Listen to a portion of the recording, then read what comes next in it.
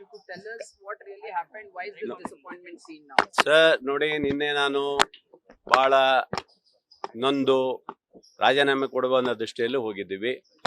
ಆದ್ರಿಂದ ನನ್ನ ಕ್ಷೇತ್ರದ ಜನ ಮತ್ತು ನಮಗೆ ಬಹಳ ಬೇಸರ ಆಗಿತ್ತು. ಯಾಕಂದ್ರೆ ಹಿಂದೆ ಮತ್ತೆ ಸೆಕೆಂಡ್ ಟೈಮಲ್ಲಿ ನಿಮಗೆ ಮಂತ್ರಿ ಸ್ಥಾನ ಕೊಡ್ತೀವಿ ಅಂತ ಹೇಳಿದ್ರು, ಯಾವುದು ಆಗಲಿಲ್ಲ. ಆದರೆ ಇವತ್ತು ಮಾನ್ಯ ಮುಖ್ಯಮಂತ್ರಿಗಳು ರಾತ್ರಿಯನ್ನು ಫೋನ್ ಮಾಡಿದ್ರು, ಬರಬೇಕು ನೀವು ಮಾತಾಡೋಣ, ಅದೆಲ್ಲ ಯಾವುದೇ ನಿರ್ಧಾರ ತಗೊಳ್ಬೇಡ ಅಂತ ಹೇಳಿದ್ರು.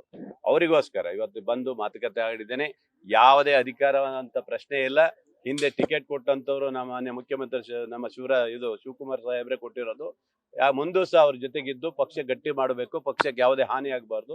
ಇಲ್ಲಿವರೆಗೆ ಪಕ್ಷ ನಿಷ್ಠೆಯಾಗಿ 3 ವರ್ಷಗಳ ಕಾಲ ಯಾವುದೇ ಸಣ್ಣ ಪುಟ್ಟ ವ್ಯತ್ಯಾಸವನ್ನು ನಾವು ಮಾಡಲಿಲ್ಲ, ಇನ್ನೂ ಮಾಡಲಿಕ್ಕೆ ಹೋಗಬಾರ್ದು ಅಂತ ನಿರ್ಧಾರ ಮಾಡಿ ಈಗ ನಾನು ರಾಜೀನಾಮೆ ಕೊಡೋದನ್ನು ಬಿಟ್ಟು ಮಾನ್ಯ ಮುಖ್ಯಮಂತ್ರಿಗಳಿಗೆ ಸಪೋರ್ಟ್ ಆಗಿ ಮುಂದಿನ ನಿರ್ಧಾರ ತಗೊಳ್ಕೊಂಡಿದ್ದೀನಿ. ಯಾವುದೇ ಭರವಸೆ ಏನಿಲ್ಲ. ಭರವಸೆ ಎಲ್ಲ ಮುಗ್ದೋಗಿದೆ. ಭರವಸೆ ತಗೊಳ್ಳುವಂಥದ್ದು, ಮಂತ್ರಿ ಆಗುವಂಥದ್ದು ಯಾವುದೂ ಇಲ್ಲ, ಎಲ್ಲ ಮುಗ್ದೋಗಿದೆ. ಯಾವುದೇ ಇಲ್ಲ. ನಮ್ಮ ನಾಯಕರಿಗೋಸ್ಕರ ಇವತ್ತು ಪಕ್ಷಕ್ಕೋಸ್ಕರ ಯಾವುದೇ ತೊಂದರೆ ಆಗಬಾರ್ದ ದೃಷ್ಟಿಯಿಂದ ರಾಜೀನಾಮೆ ಕೊಡೋ ಪ್ರಶ್ನೆನೇ ಇಲ್ಲ. ಊರ ಕ್ಷೇತ್ರದ ಜನರಿಗೋಸ್ಕರ ಅಲ್ಲಿ ಕೆಲಸ ಮಾಡ್ಲಿಕ್ಕೆ ಹೋಗ್ತಾ ಇದ್ದೀವಿ. ನೈ ಪೂರ ಹೋಗ್ಯಾನ. ಆದ್ದರಿಂದ ದಯವಿಟ್ಟು ಯಾವುದೇ ಸಮಸ್ಯೆ ಇಲ್ಲ. ಮಾನ್ಯ ಮುಖ್ಯಮಂತ್ರಿಗಳ ಒಂದು ನಿರ್ಧಾರದಿಂದ ಇವತ್ತು ದೃಢವಾದಂತ ಒಂದು ನಿರ್ಧಾರ ತೆಗೆದುಕೊಂಡಿದ್ದೇನೆ. ಯಾವುದೇ ಕಾರಣಕ್ಕೂ ರಾಜೀನಾಮೆ ಕೊಡುವುದಿಲ್ಲ.